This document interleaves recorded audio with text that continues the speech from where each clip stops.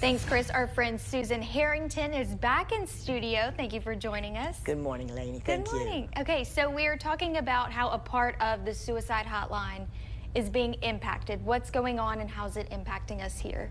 So some recent federal policies and rules have taken place where youth who are calling the 988 hotline and specifically asking to speak with counselors trained in LGBTQ plus issues will not be available as of July 17th. There's going to be a cut in the funding for that project.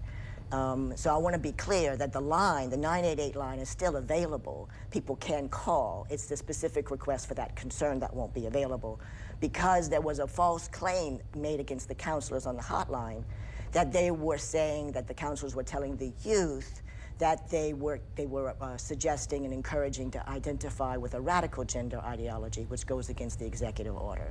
Okay, and so parents of children in this community, what should they be looking out for now that that help will kind of be taken away?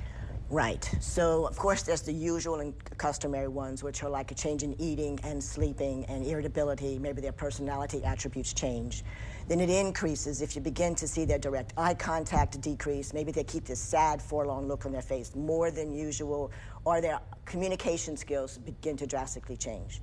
But if they begin to be really worried about their mood, or maybe they're not interacting with their peers and their siblings like they usually do, or maybe their friend choices get darker, you need to get a professional counselor specifically trained in this area to be of attention. And so if they do see those signs, how can we support these young people?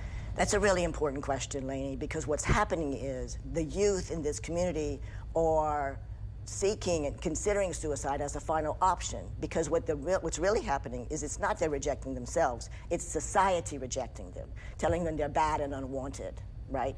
And so what we can do is love, acceptance, key, those are really important pieces, as well as checking our own behavior and how we're interacting with them and what we're saying to them.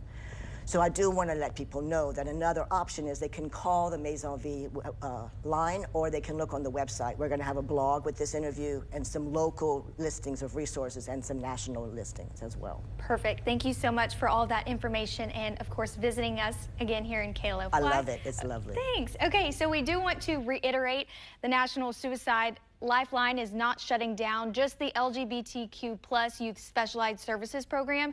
That will end on July 17th. If you or someone you know needs help, the National Suicide and Crisis Lifeline in the U.S. is available by calling or texting 988.